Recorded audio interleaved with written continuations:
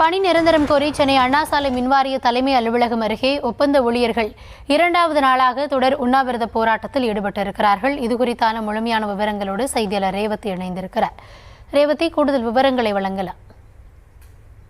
வணக்கம். தமிழ்நாடு மின்சார உற்பத்தி மற்றும் பகிர்மான கழகத்தின் ஒப்பந்த பணியாளர்கள் கூட்டமைப்பு சார்பில் இன்றைய தினம் 2வது நாளாக உண்ணாவிரத போராட்டம். ஒப்பந்த பணியாளர்களை நிரந்தர பணியாளர்களாக பணி நியமனம் செய்ய வேண்டும் என்ற கோரிக்கையை வலியுறுத்தி நடைபெற்று வருகிறது. ஏற்கனவே 30 நாட்களுக்கும் மேலாக ஒவ்வொரு மாவட்டத்தில் இருக்கக்கூடிய மண்டல மேற்பார்வை அலுவலகங்கள் முன்பு வேலை நிறுத்த போராட்டத்தில் ஈடுபட்டு வந்ததற்கு பிறகாக இன்றும் நேற்றும் தொடர்ந்து மின்சார வாரிய அலுவலகம் இருக்கக்கூடிய அண்ணா சாலை பகுதியின் பின்புறம் உள்ள அந்த இபி லிங்க் சாலையில் தொடர்ந்து போராட்டத்தில் ஈடுபட்டு வருகிறார்கள். குறிப்பாக தினக்கூலி அடிப்படையில் 965 ரூபாய் அரசே நேரடி ஊதியம் வழங்கி பணியமர்த்த வேண்டும், படிப்படியாக பணி நிரந்தரம் உள்ளிட்ட கோரிக்கைகளை செயல்படுத்த வேண்டும் என்று தொடர்ந்து வலியுறுத்தி இந்த போராட்டத்தில் ஈடுபட்டு வருகிறார்கள்.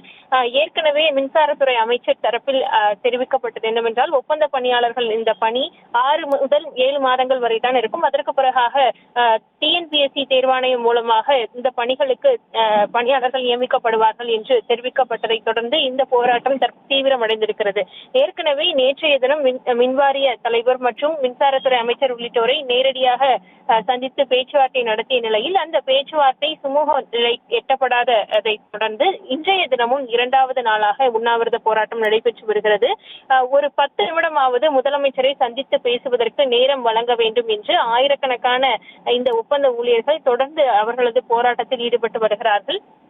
ஏற்கனவே மின்வாரியத்தை சார்ந்த பல்வேறு அதிகாரிகள் அமைச்சர்களை சந்தித்து பேசியும் தங்கள் கோரிக்கைகளுக்கு எந்தவித பதிலும் கிடைக்கவில்லை என்பதால் முதலமைச்சரை சந்தித்து எங்கள் கோரிக்கைகளை முன்வைக்க வேண்டும். ஏற்கனவே இந்த அரசு நாங்கள் கடந்த ஆட்சியில் கோரிய போது எங்களுடன் இருந்து போராடி இருக்கிறார்கள்.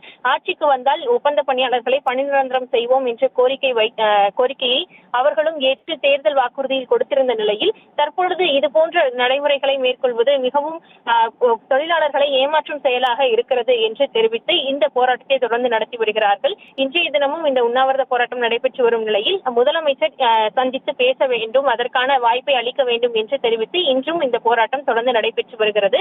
இந்த போராட்டம் தொடர்ந்து நடைபெறும் என்றும் அவர்கள் தரப்பில் தெரிவிக்கப்பட்டிருக்கிறது.